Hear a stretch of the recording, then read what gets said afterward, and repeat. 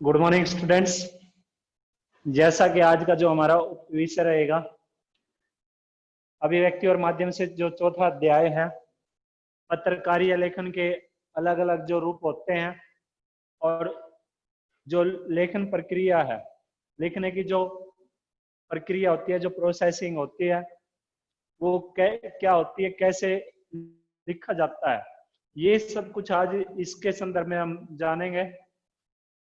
और इसमें जो बताया जाएगा पत्रकारिता लेखन क्या है, समाचार कैसे लिखा जाता है, समाचार लेखन और उसके जो ककार होते हैं, 6 ककार, वो कौन कौन से होते हैं, फीचर क्या है, फीचर कैसे लिखें, विशेष रिपोर्ट कैसे लिखें, विचार परक लेखन, लेख, टिप्पणी और संपादकीय, ये सब कुछ आपको आज बताया जाएगा। सर्वप्रथम आप एक बात से परिचित हो जाइए कि ये जो पत्रकार होते हैं, एक पत्रकार तभी एक्सपर्ट माना जाता है, तभी वो निपुण होता है जब वो पत्रकार अलग अलग जनसंचार माध्यमों में अलग अलग शैली में लिखने में निपुण होता है, एक्सपर्ट होता है। तो सही मायने में अगर पत्रकार जो वास्तव में अगर पत्रकार को देखें तो एक असली पत्रकार वही होता है। अगर आज वो रेडियो के लिए समाचार लिखता है तो कल अगर रेडियो को छोड़कर वो टेलीविजन के लिए लिखना शुरू करे तो उसे जो टेलीविजन के लिए समाचार लिखेगा उसके लिए भी वो जैसी शैली, जिस शैली का प्रयोग होता है टेलीविजन समाचार लेखन के लिए, उस शैली में भी वो क्या होना चाहिए, एक्सपर्ट होना चाहिए। उसको वह शैली भी उस शैली से भी वो परिचित होना चाहिए।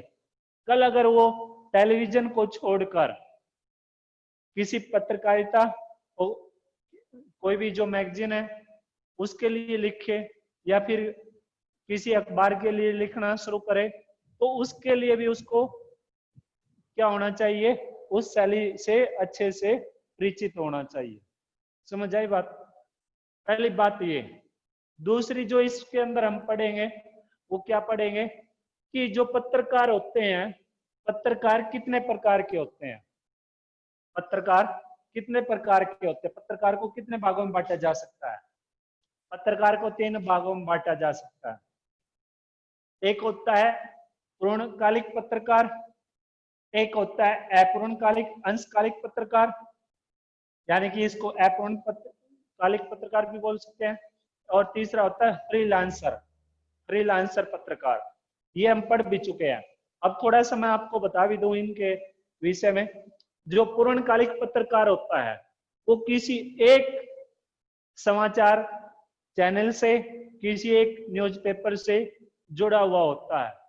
यानी कि कहने का तात्पर्य ये है कि वो जिधर काम करता है, दैनिक भास्कर में काम करता है, दैनिक जागरण में काम करता है, अमर उजाला में काम करता है, एबीपी न्यूज में काम करता है, तो वो एक तरह से उस संस्था का परमानेंट कर्मचारी हो चुका है, यानी कि परमानेंट पत्रकार हो चुका है। उसको क्या कहते हैं, उसे बोलते हैं पूर्णकालिक पत्रकार। समझ आई बात?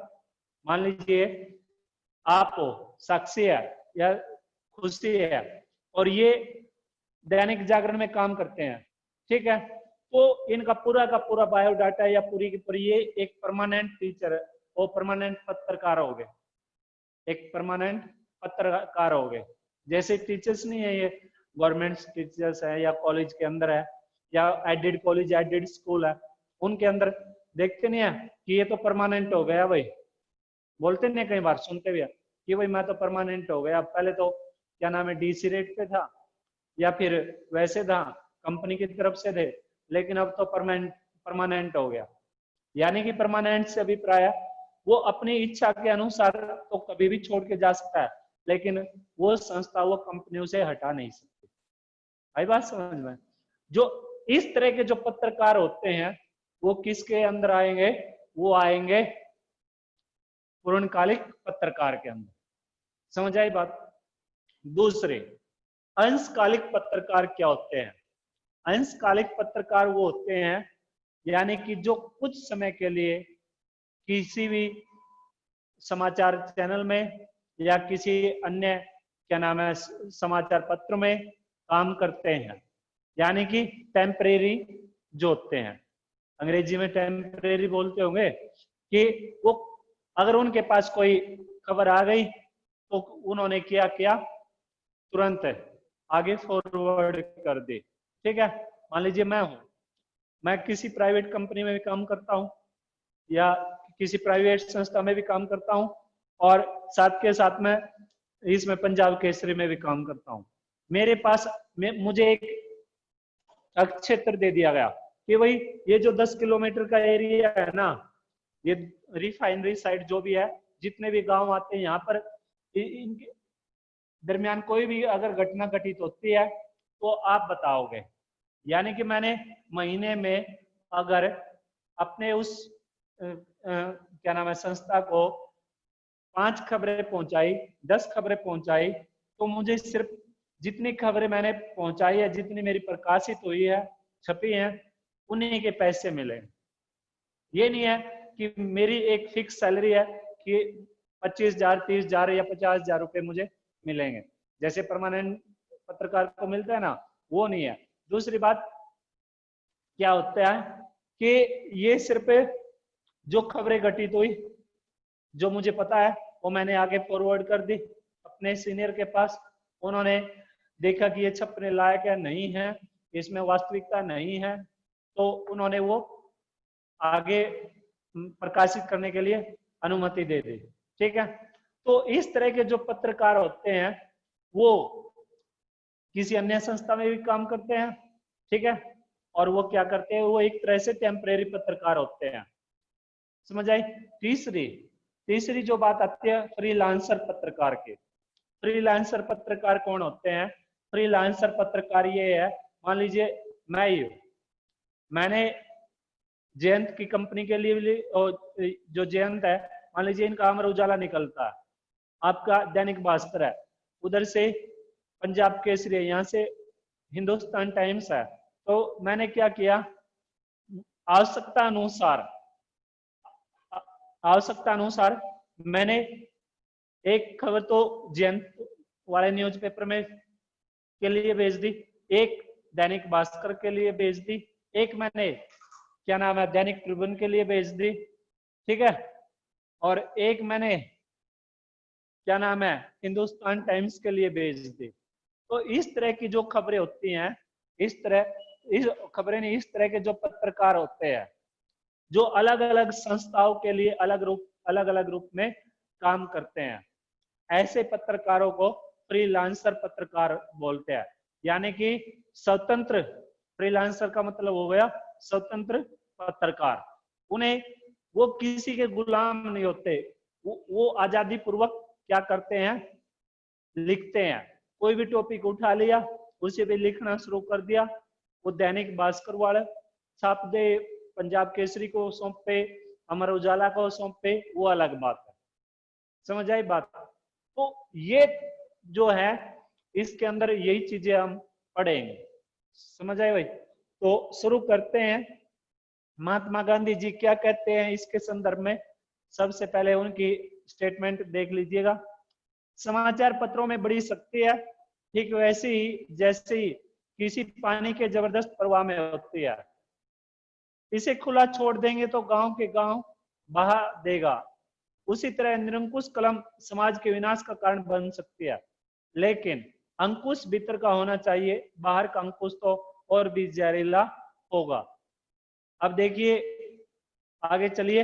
एक अच्छा पत्रकार या लेखक बनने के लिए विभिन्न जन संचार माध्यमों में लिखने की अलग अलग शैलियों से परिचित होना जरूरी है। अंडरलाइन कर लीजिएगा इस पंक्ति को, क्योंकि ये मैंने आपको पहले ही बता दिया।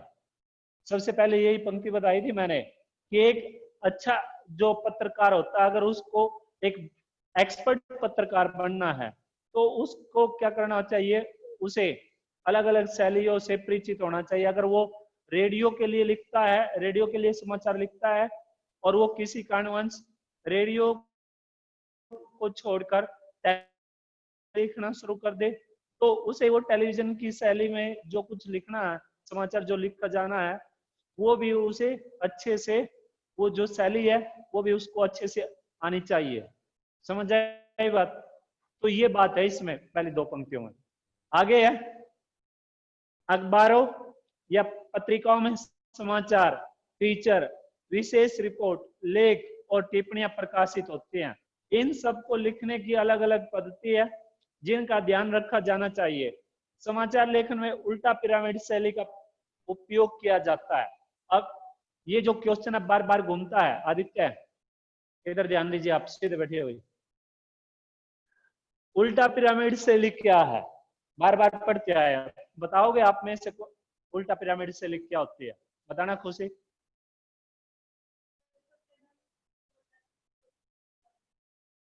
Very good. जो सबसे महत्वपूर्ण जो समाचार होता है वो सबसे पहले, उसके बाद उससे कम महत्वपूर्ण, उसके बाद उससे कम महत्वपूर्ण। ठीक है, यानी कि एक मैथमेटिक्स में नहीं पढ़ते हो घटते क्रम और बढ़ता क्रम, आरोही क्रम और अवरोही क्रम में पढ़ते हो ना, ये पढ़ के आए भी होगे। तो इसमें क्या है, ऊपर की ओर न बढ़कर ऊपर से नीचे की ओर यानी घटते क्रम में चलेंगे। एक बात याद रख लेना बस आप, इसमें अगर आपसे कोई पूछे ना कि उल्टा पिरामिड शैली क्या होती है, आप ये सोच लेना कि उल्टा पिरामिड शैली में घटता क्रम होता है।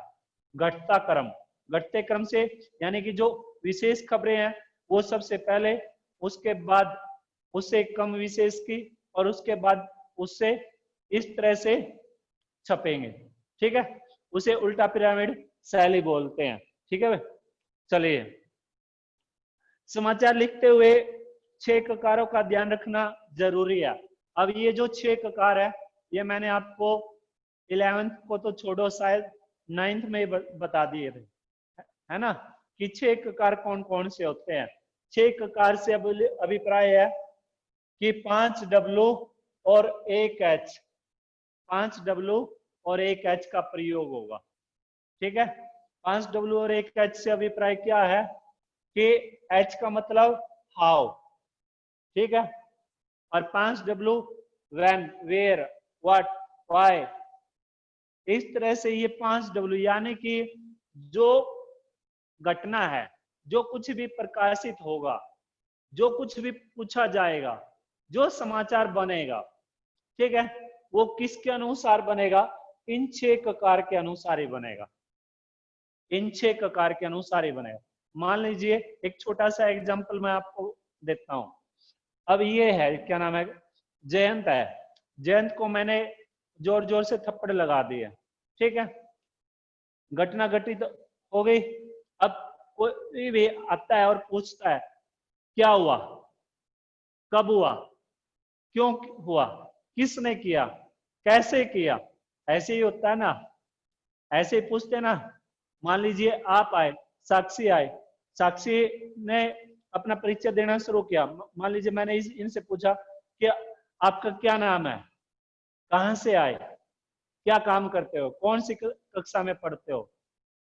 तो कहने का जो मतलब है कि जो कोई भी घटना घटित होती है उस घटना के दरमियान ये जो 6 शब्द हैं, यानी कि अंग्रेजी के 5, अंग्रेजी में ये 5 W और 1 H, इनका प्रयोग होगा बार बार।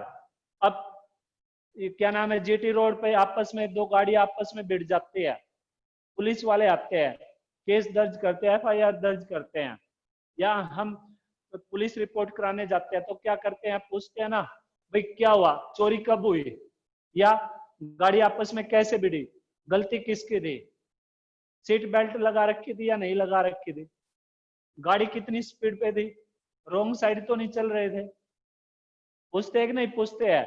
ये सभी क्या है, ये जो बातें हम इनके माध्यम से जानेंगे और बताएंगे, यही एक समाचार का रूप धारण कर लेते हैं।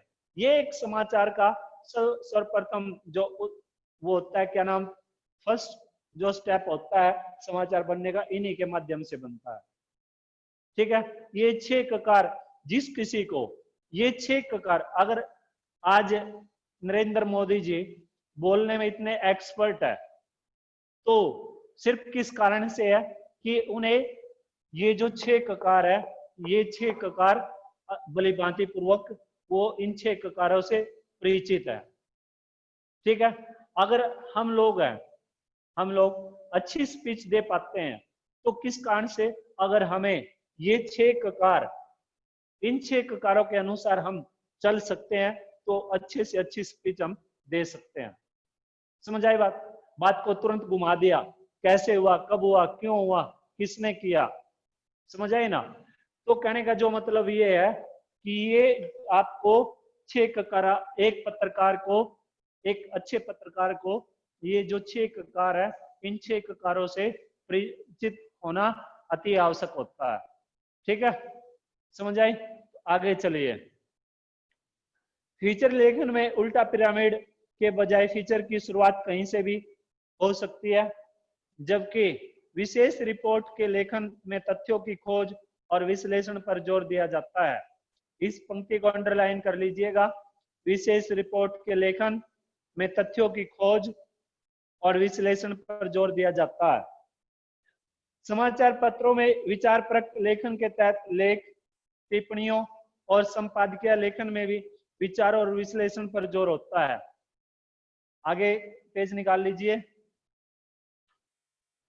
आमतौर पर हर नए लेखक की अखबारों में लिखने और छपने की इच्छा होती है। यह बहुत स्वाभाविक है, लेकिन अखबारों के लिए लेखन आसान भी है और मुश्किल भी। आसान है इसलिए कि अगर आप पत्रकारीय लेखन के विभिन्न रूपों और उनके लेखन प्रक्रिया की बारीकियों से परिचित है तो अखबारों के लिए लिखना बहुत सहज और आसान है। लेकिन अगर आप पत्रकारीय लेखन की प्रक्रिया और उसके तौर तरीकों से वाकिफ न हो तो आसान दिखने वाला लेखन खासा मुश्किल और पसीना छुड़ाने वाला साबित हो सकता है।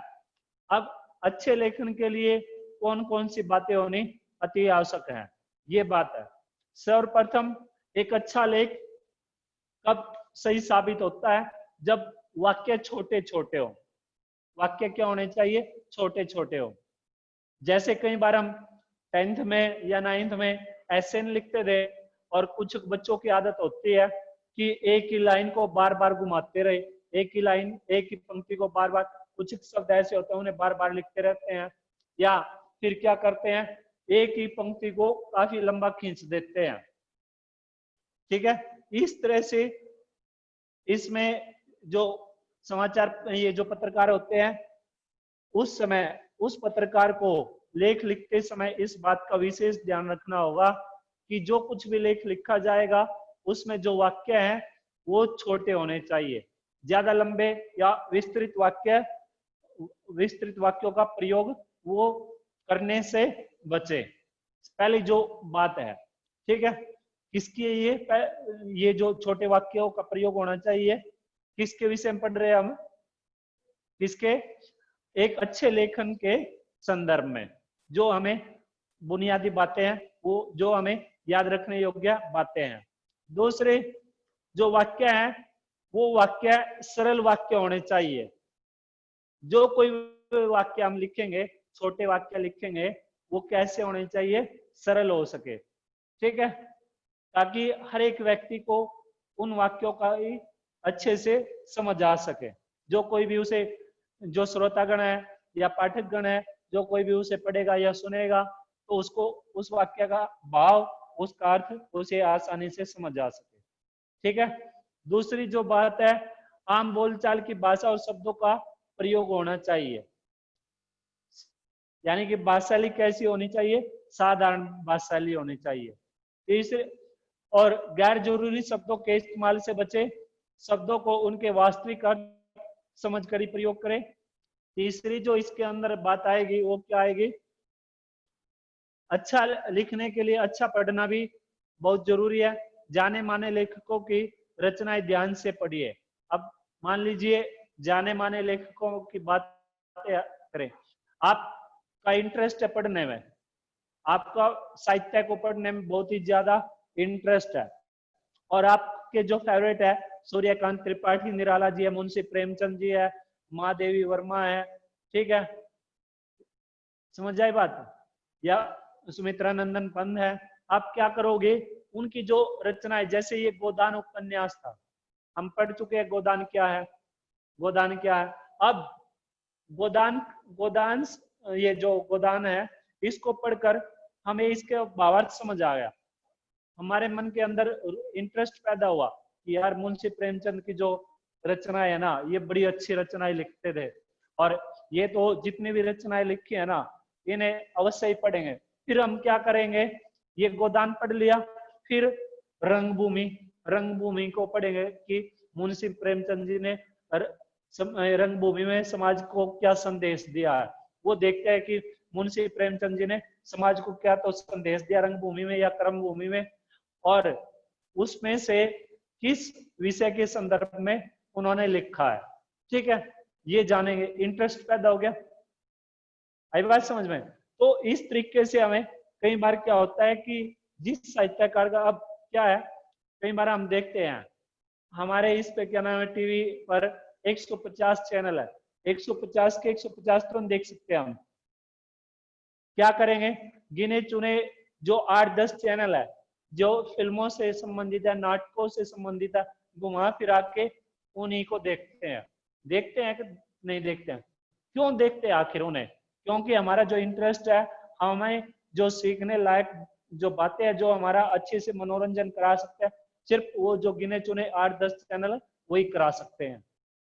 समझ आई बात ना? तो ये बात है। इसमें आगे है, लेखन में विविधता लाने के लिए छोटे छोटे वाक्यों के साथ साथ कुछ मध्यम आकार के और कुछ बड़े वाक्यों का प्रयोग कर सकते हैं। इसके साथ साथ मुहावरे और लोकोक्तियों के प्रयोग से लेखन में रंग भरने की कोशिश कीजिए। यानी कि जो कुछ लिखेंगे उसमें लोकोक्ति और मुहावरों का अगर प्रयोग करें तो वो काफी अच्छा होता है। अब जैसे ये है, मान लीजिए ये पंक्ति है, कहीं की ईंट कहीं का रोड़ा, भानुमति ने कुनबा जोड़ा। इस तरह से अगर ये पंक्ति जोड़ दी लेख लिखते समय, एक तो क्या हुआ, पूरा का पूरा कम से कम शब्दों में बहुत ज्यादा बात कही गई, कम से कम शब्दों में बहुत ज्यादा बात कही गई। दूसरी बात, स्पेस बच गया। एक तो इसी बात का स्पष्टीकरण करने के लिए कम से कम 15 या 20 शब्दों का प्रयोग करना पड़ता, और अब 8 या 7 शब्दों का प्रयोग करना पड़ा। ठीक है ना? फायदा है कि नहीं है? दूसरी बात, वो जानदार बात बन गई, जो लिखी गई है वजनदार बात हो गई, उसमें जो कोई भी पढ़ेगा उसमें इंटरेस्ट पैदा करेगा। ठीक है? इस तरह से जैसे हम कई बार साहित्य को पढ़ते समय कोई भी चैप्टर है उसमें देखते नहीं है, मुहावरे भी मिलते हैं, उसमें लोकोक्तियां भी मिलती हैं। तो वो क्यों मिलते हैं? ताकि जो लेखक ने वो इसलिए प्रयोग किया है ताकि उसकी जो भाषाशैली है, जो कुछ भी रचना उन्होंने लिखी है समाज के लिए, देश के लिए, देश हित के लिए, उसको में वो सुंदर बन सके और लोगों का उसके अंदर इंटरेस्ट पैदा हो सके। ठीक है, चलिए आगे। पांचवी जो बात है वो क्या है, अपने लिखे को दोबारा जरूर पढ़िए। जो अपने लिखे को दोबारा पढ़िए और अशुद्धियों के साथ साथ गैर जरूरी चीजों को हटाने में संकोच मत कीजिए। लेखन में कसावट बहुत जरूरी है।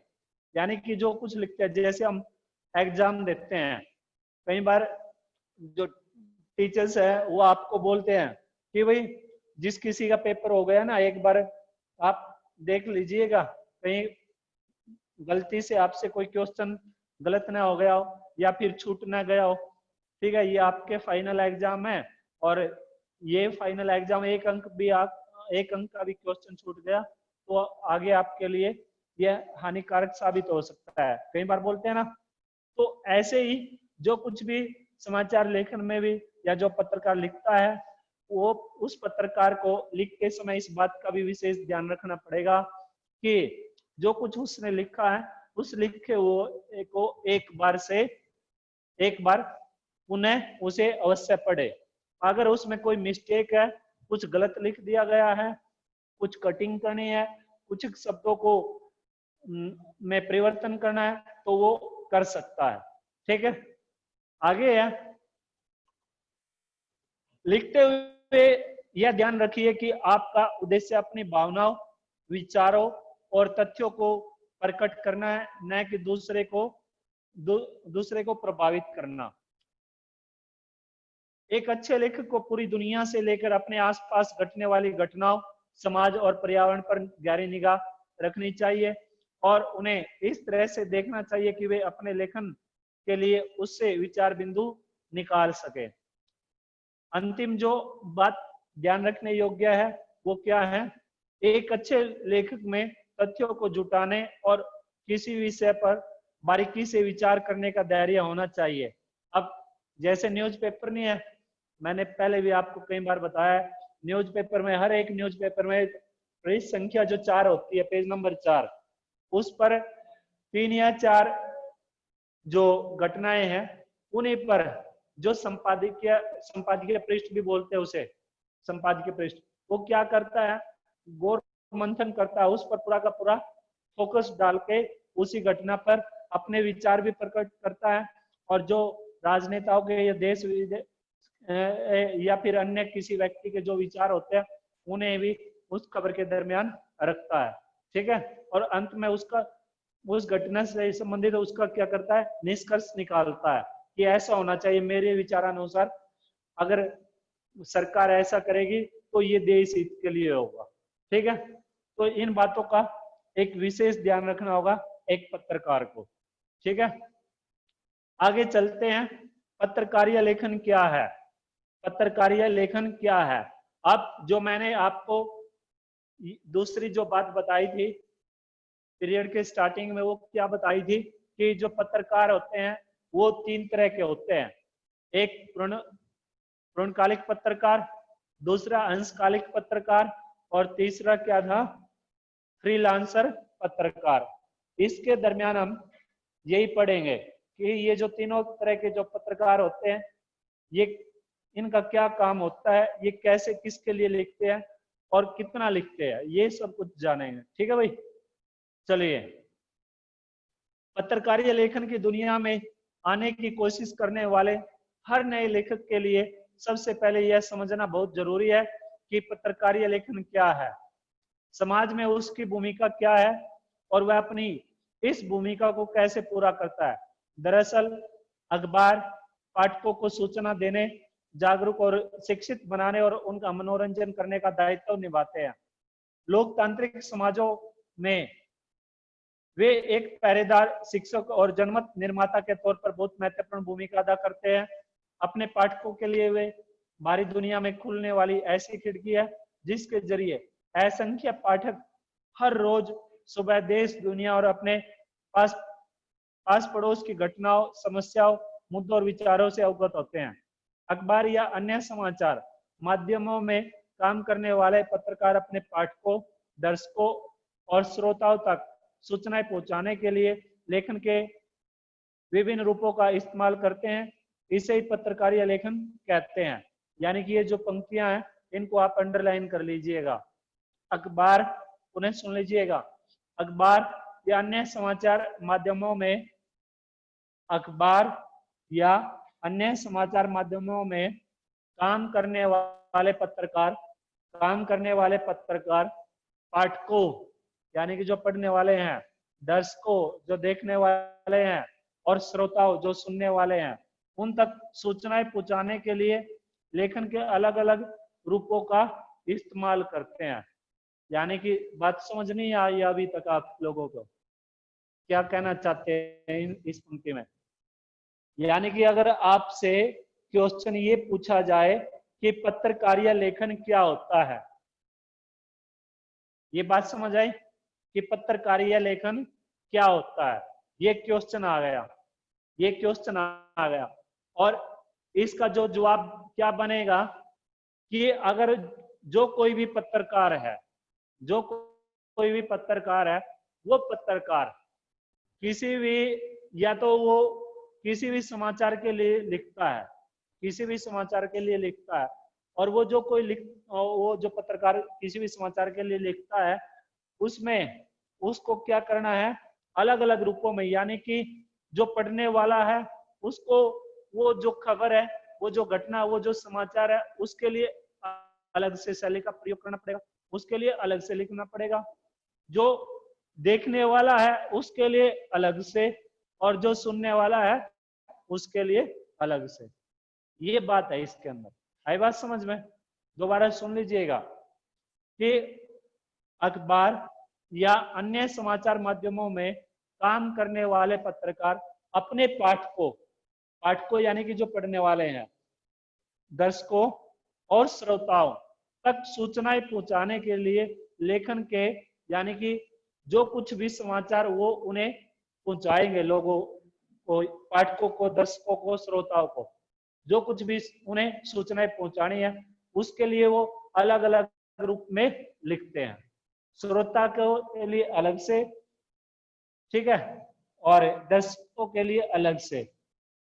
इस तरीके से जो लेखन प्रक्रिया है, लेखन जो प्रोसेसिंग होगी वो इस तरीके से होगी।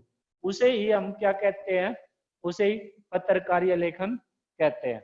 इन 4 पंक्तियों को अंडरलाइन कर लीजिएगा, ठीक है, क्योंकि एक अंक का क्वेश्चन बन जाएगा पत्रकारीय लेखन किसे कहते हैं। आगे है,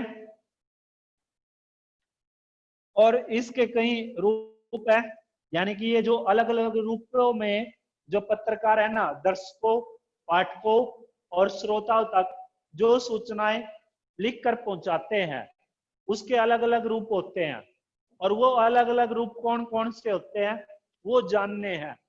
यानी कि अगर आपसे नेक्स्ट जो क्वेश्चन बनेगा वो क्या बनेगा कि पत्रकारीय लेखन के कौन कौन से रूप होते हैं, ठीक है, तो आप कितने रूप बताओगे? 3 रूप। कौन कौन से? पूर्णकालिक पत्रकार, अंशकालिक पत्रकार और फ्रीलांसर पत्रकार।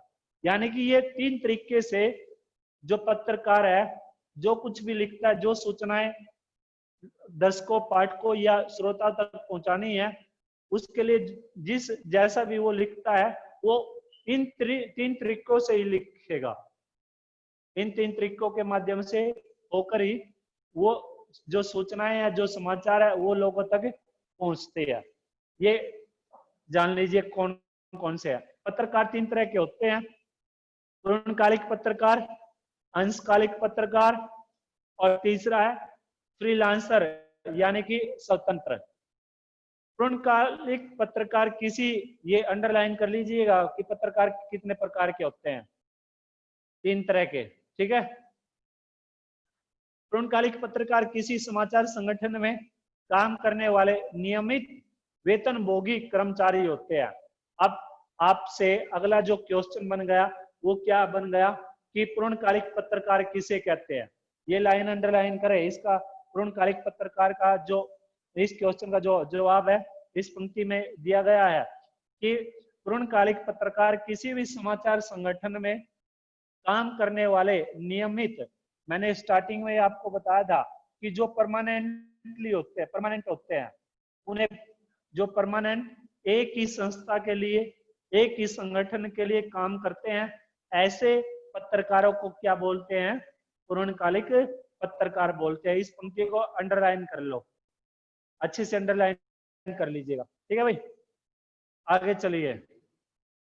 जबकि अंशकालिक पत्रकार यानी कि जो स्ट्रिंगर होते हैं, किसी समाचार संगठन के लिए एक निश्चित मानदेय पर काम करने वाले पत्रकार होते हैं।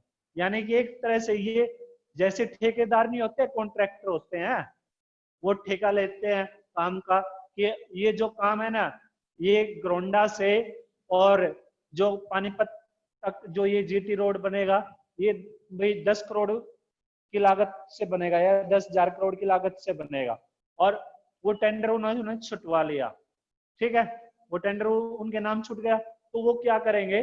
वो उसी के अनुसार ही काम करेंगे, उसी के अनुसार मटेरियल डालते हैं।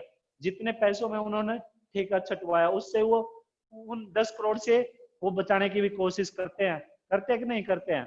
तो ऐसे ही ये एक जो अंशकालिक पत्रकार होते हैं, ये कॉन्ट्रैक्टर होते हैं, एक तरह से कॉन्ट्रैक्ट बेस पे काम करते हैं।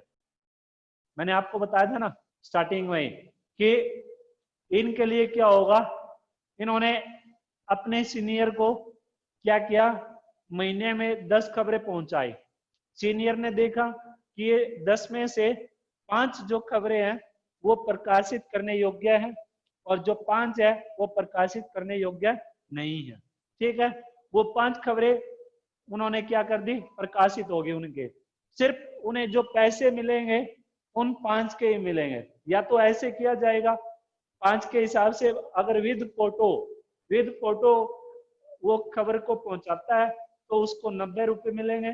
अगर विदाउट फोटो के वो खबर को पहुंचाता है तो उसको 75 रुपए मिलेंगे, यानी कि 75 रुपए मिलेंगे विदाउट फोटो के। ठीक है, या तो ऐसे काम करेगा वो, ऐसे कॉन्ट्रैक्ट करेगा, या फिर क्या करेगा, या फिर वो क्या करेगा कि ऐसा है जी मैं 15 दिन आपके लिए काम करूंगा और 15 दिन, जैसे ये नहीं होते हैं कई टीचर्स होते हैं साइंस मैथमेटिक्स के, वो क्या करते हैं फर्स्ट पीरियड और सेकंड पीरियड तो सेंचुरी स्कूल में लगा लिया।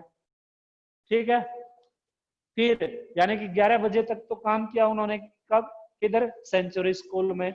और फिर 11 से 11:30 से और 1 बजे तक काम किया उन्होंने आर्या में, और 1 बजे से और 4 बजे तक वो काम करते हैं जेनेसिस में। यानी कि यहाँ से उन्होंने फिक्स किया हुआ है कि देखिए जी ऐसा है, सेंचुरी स्कूल में अगर मैं काम करूंगा, सिर्फ 2 घंटे काम करूंगा, 2 घंटे का जो वेतन होगा वो मेरा 20,000 होगा, 25,000 रुपए होगा। ऐसे आर्या के साथ उन्होंने डील की हुई है, ऐसे उन्होंने जेनेसिस के साथ डील की हुई है। ये जो डीलिंग का काम होता है, ठीक है, ऐसे ही ये पत्रकार होते हैं। और इस प्रकार के जो पत्रकार होते हैं वो किसके दरमियान आते हैं, इस तरह के पत्रकार अंशकालिक पत्रकार के दरमियान आते हैं। ठीक है, समझ आई बात, इसे भी अंडरलाइन कर लीजिएगा इस पंक्ति को भी। फिर आगे है, लेकिन फ्रीलांसर पत्रकार का संबंध किसी खास अखबार से नहीं होता, बल्कि वह, अगला पेज निकाल लीजिए, बल्कि वह भुगतान के आधार पर अलग अलग अखबारों के लिए लिखता है, अलग अलग अखबारों के लिए लिखता है। ये तीनों का जवाब हो गया यहाँ तक। फ्रीलांसर पत्रकार किसे कहते हैं, अंशकालिक पत्रकार किसे कहते हैं, और क्या नाम है, पूर्णकालिक पत्रकार किसे कहते हैं। इधर तक कुल कितने क्वेश्चन बन चुके हैं हमारे, अभी लगभग 8 या 9 क्वेश्चन बन गए हैं। ठीक है, 8 या 9 क्वेश्चन बन चुके हैं हमारे। तो आगे देखिए, ऐसे में यह समझना बहुत जरूरी है कि पत्रकारिता लेखन का संबंध और दायरा समसामयिक